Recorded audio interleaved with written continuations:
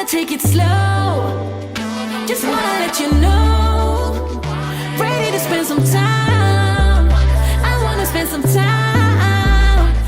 I know you've seen the description, the title of this video. I'll be like, they scam you. I thought you're a sharp Lagos girl. I thought nobody can scam you. See, let me tell you something, guys. In this entire world, nobody is owing me. Nobody is owing me money because I always collect my money back from you. But you see, this Canada, they scam me. Oh, hey. My name is Ami, and this is Ami Lifestyle. Yeah. If you are new here, where have you been when we've been having fun on this side of the internet? And if you're not new, thank you for always coming back to watch my videos. It's such a pleasure to have you all here. Listen to me talk about my experiences and stuff that, I want to talk about on this channel. So yes, your girl has been scammed. But before I get to that, I want to talk a bit about scamming, scams in Canada. I want to talk about what I've actually experienced. So the first scam I've actually experienced is the employment scam. Someone will send you an email telling you that you've actually been selected for a role and that it's maybe, they might possibly say it's a minimum wage role, or they might just add a little bit to what minimum wage is. They'll explain what the job is, and they tell you that if you're interested, you should let them know. So if you're interested, of course, you would send an email back to them, right, and tell them, oh yeah, so I'm interested in this, like what are the next steps? So what I'm going to tell you is that you should submit your CV, submit a cover letter, and then that they will review and get back to you. So when they review that and get back to you, this is based on because this is what happened to me. So they reviewed let me just personalize it. They reviewed my CV, and then they got back to me and they told me that, okay, I seem like I will be a good fit for the job. And then over the course of the next few days, they're going to hand me over to a hiring manager who is going to transition me into the role and then tell me, what I should do and what I shouldn't do, and then just like invite me, like formally, induct me into the company. So over the next few days, somebody reached out to me, another email entirely reached out to me, and then the person was telling me, everything I needed to know about the company, sent me a couple of documents to read over. I personally thought that it was a weird way to hire somebody, because for me, I feel like if you want to hire somebody, the person will go through interview processes, meet people over Zoom or Skype or Microsoft Teams, and then later on you might have to do a physical interview. If not, if they're doing everything virtually, then you will meet people, like your manager and stuff like that. And then at the end of the day, you get an offer, right? So I felt it was a weird way to recruit people, but I also thought that, okay, maybe because of this nature of the job, it might not be that they needed someone with a lot of experience. So they just need someone to say, yes, I want to do this, and then the person will do it. Also, there are also some companies here that they don't need you to have experience. For instance, like all these insurance type of jobs, and then sales jobs also, they don't need you to have experience. They just want someone to join their team, just want to recruit someone to join their team, and then you can from there make your own money and make your way, right? So I felt it was something like that, even though I wasn't convinced that it's something I wanted to do. I just felt like, okay, let me just see this thing through. Okay, let me see how it goes. So they reached out to me, sent me documents, some employee stuff, blah blah blah, I should read, and then let them know if I understand it. And then I needed to send them a piece of ID. So that was where my antenna rose, like, okay, piece of ID, like for what? Because for me, I felt like, okay, they want to see that I can work in Canada without their help, right? But I just felt it was too early to ask me for a piece of ID. For people who have gotten legit jobs, they would ask for that after they've hired you, they've recruited you, everything. So when they are doing their background checks, they will not ask for that. So I felt it was too early for them to ask me for that piece of ID. So again, even if it wasn't early, when they are asking me for that kind of sensitive information, I get my feelers out and I become very paranoid because I want to make sure I'm making the right decision. So I took the company's name and then I searched about the company. I was trying to search on Google and I saw a similar website to that company's website but that company was in the US, and never did they ever mention that they had a branch in the US or they had a parent company in the US.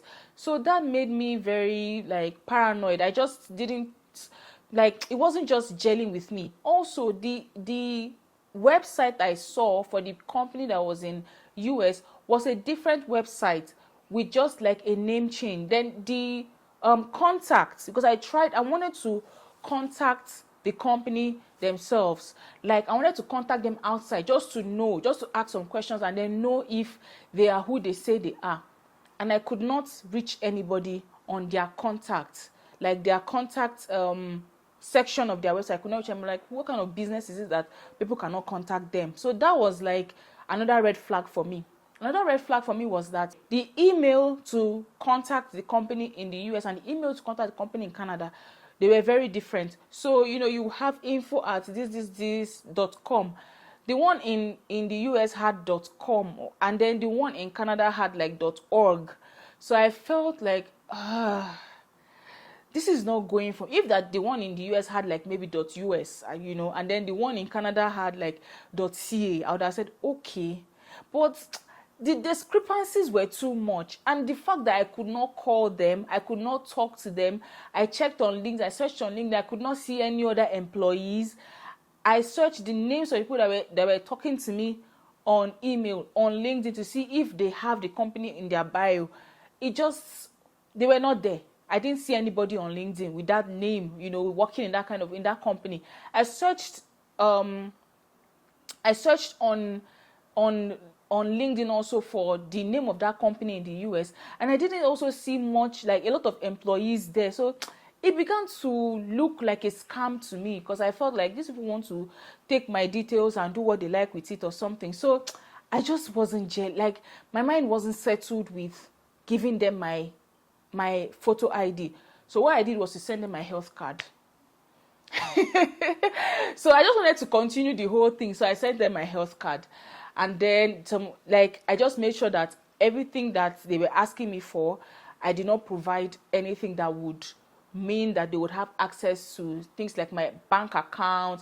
I did not share my SIN with them. I didn't share any sensitive information with them. I felt like if I share my health card with you and you want to go and access my health, like everybody has access to health in Canada. So I never thought that health is an issue. And then if you go there, the health is free and is on the government. So it's not my fault, you know. It's not going to be my fault. And you can't just go and start using someone. You can use someone's health card. I don't know, but I don't know. You get what I mean? Like, I just felt like the health card was the safest thing to share with them. So I shared my health card with them. And so they were like, oh, they would need photo ID. And I'm like, oh, I'm not able to share my photo ID at this time because I don't have access to them now. But when I have access to them, I'll be able to share them. But rest assured, I'm a permanent resident of Canada. I'm able to work in Canada without your assistance. I just like tried to cut them off on that. So they accepted my explanation, and I felt like, wow, if you guys really want to do a background check as a company, you won't accept my health card from me. So people are looking for something else from me. So after like a few days, they said they were going to send me my work equipment, that they want to send me my laptop and stuff. And then they sent me a link that I should go and pick, you know, the stuff that I know that I would need. That the basic thing they're going to send to me is my laptop. So if I need an extra screen, if I need a keyboard, a mouse, you know, stuff like that, I should go to that site. I should click that link for me to be able to access the other things that I would need for the job. And that was where I ended the conversation. I'm like, I'm never going to click a link I don't know. Most of the time, what I do here in Canada is, if a brand wants me to do sponsorship for them and they send me a link like, okay, check out our products here, or pick one of, you know, our products from this link, what I do is I send it to my assistant in Nigeria. So I send I just ask my assistant in Nigeria, can you open this email on the sponsorship email and click this link? So she will tell me if it's, you know, if it is a link that I can click or not, because she also has a dedicated phone that she uses to do work, you know. So she's very knowledgeable and she knows when it's a scam. That's why I always send her those links to click. So most of the time when anybody or any brand anywhere sends me a link and tell me click this link for this, click that link for that. I don't do it. I don't click anything. I send it to my assistant to click. You go and click it and let me know what is there.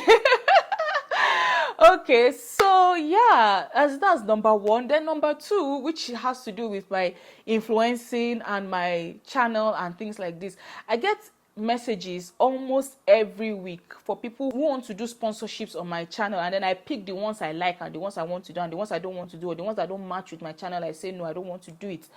So there are these people like Bitcoin people who are selling, who are promoting games. They are always sending me emails that they would like me to promote on my channel. But the thing about games is that I've not yet found how I can plug it into my content. So for now, I'm still saying no to all those types of content. But there was one that sent me an email telling me that they're going to pay me $5,000 for the sponsorship video. So that piqued my interest, like, what? You're going to pay me how much? I am interested. I'm going to sell it. I'm going to sell it for you. So I was like, okay, how do we go about it? The next thing they did was to send me a link. Click this link. I was like, no. And I sent the link to my assistant and she was like, don't even bother. These people are scammers. So I've seen a lot of I've avoided a lot of scams in Canada. Another one is this CRA thing. So as soon as we filed our taxes, meanwhile, shout out to Laura. There's a lady called Laura. She was the one who helped us file our first taxes in Canada. I'm going to leave her contact in the description box. Don't go asking her questions about how much I earn. I don't earn any money, so you're just going to be wasting your time. I earn nothing. She just helped me file my nothing taxes for this year. For the last year. And she's an insurance broker and stuff, and she was really helpful, really patient. I think our first appointment, I missed it, and she was really patient, and I was able to make the next appointment. I was able to file the taxes, and everything is all right. So special shout out to Laura. Thank you so much for helping us file our taxes for last year. Okay, so when we filed our taxes, right, I think there is, I don't know, or I don't think there's somebody that harvests this information and maybe sell information to these hackers. I just think maybe they just hack maybe the contact part, or there's a place they get to hack new immigrants. It's either there's a place they get to hack new immigrants, or they just send the email out and anybody who can fall will fall for it. We had already filed our taxes. My husband got his returns based on the fact that he worked for a few months last year. I didn't get any returns because I did not work at all last year, so I got no returns. So we already knew that my husband already knew that he was going to get some returns. I already knew I was not getting any returns. Then I got a text message telling me that I had some returns. I think I don't know whether it's $400 or something, that I had returns that I have not claimed from CRA, and then I should respond to this email to start processing my claims. Of course, that's a scam. That's a scam. If you know and you are honest with yourself, a lot of times people fall to scams because they're not honest with themselves. If you're honest with yourself, you will know when you are entitled to something and you're not entitled to something. So a lot of times, these scammers will miss you because you would not fall for their scams, right? So that's another type of, scam. So employment scams, CRA scams, also ticket scams. There are some ticket scams. There are also some people who tell you they want to help you bring down or improve your credit score or help you with your credit. So they will tell you they want to help you bring down your debt and stuff like that. So there are lots of scams, so you have to just be careful. Now, the one that happened to me recently, last Saturday, shout out to Nika Nduke. She just had a baby, right? So shout out to her. Let me tell you guys, I went to see her on Saturday. She's an amazing person. I love her. In fact, she's not my friend. I'm now friends with Nika Nduke. Let me just say it out here on this channel.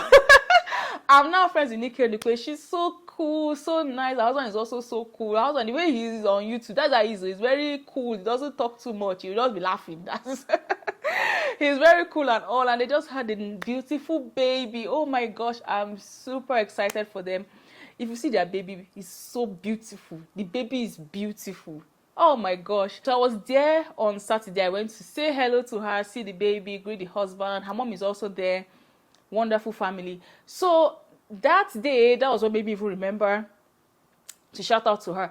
That day, I was supposed to go there earlier, like in the afternoon, like around noon or something, or 2 p.m. I already texted that I was on my way because I was about to leave the house. But I had gone out before that time and I went out with my husband's debit card.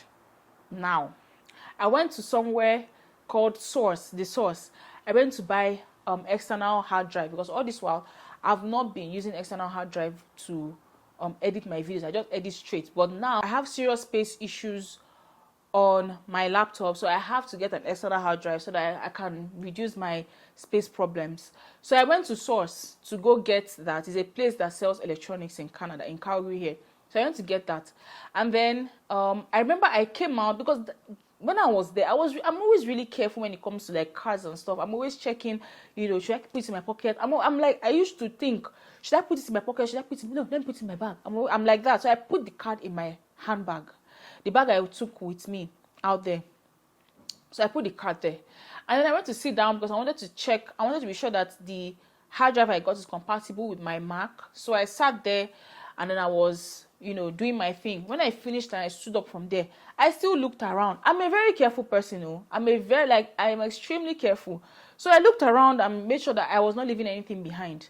There was nothing there. So I left. So I came home, I got Annette ready. We're going to visit Nick here, right? And then my husband was like, he also was going out. So he was telling me, oh, let him have his card in case he wants to buy something. I was going with Uber, so Uber is already on my card, so I don't need to buy anything. And then I have my own card if I want to shop.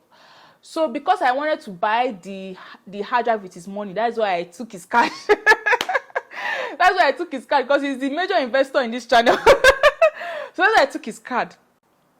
So he asked me for his card back, that he wants to, in case as he goes out, he needs to buy something, then he would, need his card. So that was how I started looking for his card. I was looking everywhere. I didn't see the card. We all were searching. And I told him, okay, please check. Did I use your credit or debit card? He said it was debit. The deduction was in his checking account. So that meant I went out with his debit card and I'm not with it. So it was just crazy. I was so upset. I was like, God, where is this card? So we searched, nothing. I called Source, and the attendant there was nice to help me look around. He even came out of the shop to look, because I told him that where I sat was not far from your shop. It was just like in front of your store. Can you help me just look? So the guy came out and even looked and told me that there was nothing. I was like, God, where is this card? And I hope somebody's not with it and using it to make transaction, because with a checking account card, you can just tap small amounts and then it would go. You don't have to put in any pin or anything. You just tap and that's it. Just tap. So for me, I felt like person can just go tap and that's it. You don't need any pin, to perform some transactions, like little transactions. So I was so like discombobulated. That's the word. I was discombobulated. That's the word. I started searching for this card. I didn't see it. So I asked my husband to keep checking his account to make sure there are no deductions. As I told him to do that, he checked and the first deduction came in. Pam, that was like $33. I'm like, hey, somebody's with this card. They started. I just had to call from the app. So if you call your bank from the app, they have a lot of information already. They know you own the account because you are calling directly from the app, right? So you don't have to explain yourself. They don't have to ask a lot of questions again. So I called directly from the app, and it took them about 20 minutes or so to respond. I even called the fraud prevention line. I was just upset. I'm like, this is a fraud prevention line. You're supposed to pick as soon as within 5 minutes, because people's money is people's money. But they picked in 20-25 minutes, and then we spoke for a long time. I told them, first of all, they need to block that debit card, because while I was still on the call, we were still refreshing, and the person had sent money to PayPal twice. The person has sent some $35 again to PayPal, and I could see the name of the person, and this is an Indian that did this, because the names of people he was sending the money to were Indians. He sent some $30-something to the person, and then he sent another 30 something dollars to another person. So the person was just doing it in $30, was just stealing my money in $30. So at the end of the day, the person has stolen about $100 and something from me, like 105 or 110, just around $100. Let me just say $100. Person stole $100 already. And the reason I knew it was not from source is because there's a Shell filling station. Is it filling or fueling? There's a Shell fueling station not far from my area. So the first transaction had Shell on it, so I knew that person was at the filling station using my card. Will I go there to meet the person? Well, no. No. I don't know the kind of, anybody who can steal from somebody is a dangerous person. I don't want to confront that kind of person. Don't worry, my bank will help me. So the person started transferring money, right? It was transferring money through PayPal to 2 other accounts that bore Indian names. I'm not castigating Indians, of course, they are great Indians. I have people that are very good, very nice Indians. And so I'm not castigating, I'm just saying, there are people in every tribe and every community that are just crazy and they are thieves. It doesn't have anything to do with the country the person is from. It has nothing to do with the country the person is from. So I'm not trying to attack Indians right now. I'm just telling the story of how it happened. So the person transferred twice to PayPal and they were both Indian names, which were strange names to us, because we knew that, of course, it can't be us using the account. So we told the person on the phone, the person who later responded from our bank, we told the person what happened. So the person was asking us to, let her know which of the transactions were not made by us. So I told her everything. She blocked the card immediately. After that, there was no other transactions on the account. So she blocked the card, blocked the app, because my husband was not able to log into the app again after that call. She blocked the card, blocked the app, told us that they are going to be requesting for some information from us. Are we ready to cooperate? Yes, I'm ready to cooperate. I want my money back. I'm ready to cooperate. So she lodged it as a fraud complaint, and then told us that it would take 10 business days to rectify the issue. I'm guessing we're going to be able to get our money back. I'm guessing. But if we're not able to get the money back, all well and good. I thank God that it was not more than that. And I thank God that it was not anything more than that. Okay.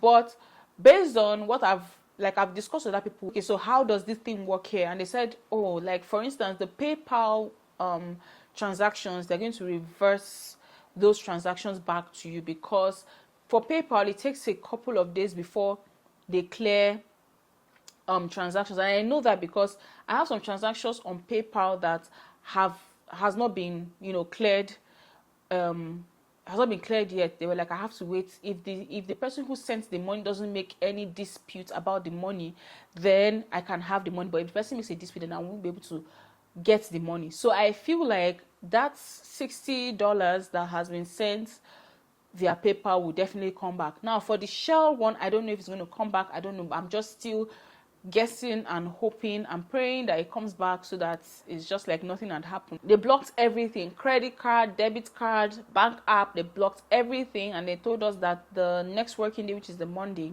we should go back to the bank and have new pins, get new cards and everything. Our first instinct after those 3 transactions is that this person is actually going fast, and for the person to start sending money through PayPal, the person can start using the card on other things like maybe Amazon or something like that. So we need to be careful and start. So we started moving the money that we had on the checking account to the savings account. So we moved it, and then we asked if money on the savings account can still be accessed by the person. So the person who picked the call, who was talking to us in fraud prevention, said no, except the person has the PIN of your card. So that's the only way somebody can access your savings account. And on an ATM or something, you have to have the PIN to access somebody's savings account. So what she advised is that we should always leave the bulk of our monies in our savings, and then we can be moving as needed to the checking account. So that way there won't be so much money in your checking account that if your card falls into the wrong hand, for instance, you would be able to mitigate the amount, you know, the money that will be taken away from your account. Though on checking account, you can't do tap pay on certain amount. Like for me, I think my own card is like from $200. If I buy anything that is more than $200, I can't tap. I have to put in a pin. So I think it's the same on my husband's card. So if you do anything more than $200, you can't just do tap. You have to have a pin. So that's why the person was doing really low amounts, because because you cannot just you can't just do tap on big amounts. If a person is going to go and buy something, just spend $1,500. My rent will not go. I will not have any place to stay. Hey, God, though. Okay, so yeah, so that's like an advice that I said, okay, let me just let you guys know also. So if you have a checking account and you have a savings account, of course, your company will pay your checking account. So just move it to your savings. And then, you know, you'll be safer that way. And for me, I think maybe when I came back home and I tried to open my door from downstairs, when I brought out my key, the card came out with it, and somebody around just picked it and, you know, went with it and went to do what they liked with it. So that's my fraud experience in Canada. I've been defrauded. My money is not back yet. I hope that it comes back, especially the PayPal ones. I have a feeling that those ones will come back. But, you know, you just have to be careful. Because you're in Canada, it doesn't mean that you are in the la-la land, you know, where nothing goes bad or nothing goes wrong. Things like this happen everywhere in the world. So I've been scammed. I've been, you know, hard girl, Lagos girl. They don't scam you. They don't scam Lagos girl. I'm so pained because I'm a Lagos girl. Do you get? Like, I'm not an ordinary Lagos girl. I'm a Lagos mainland girl. Before I moved to Ireland, maybe because I moved to Ireland, that's why, you know, they don't. You don't is no more doing again. I'm a true born, bred, and brought up Lagos mainland girl. How did this happen to me in Obodo Ibo? I don't know. Anyway, guys, so I just wanted to talk to you guys and let you guys be aware of scams in Canada. So you shine your eyes. Be careful. Shine your eyes. Shine your eyes. For you people going to Toronto, shine your eyes. For you people going to Vancouver, shine your eyes. For you people in Calgary, shine your eyes. Oh, Calgarians, their eyes have now opened. Their eyes have now opened. It's not a crazy world out there. Thank you so much for hanging out with me. If you really like this video, please don't forget to give it a thumbs up and subscribe to this channel. I'll see you in my next video. Bye.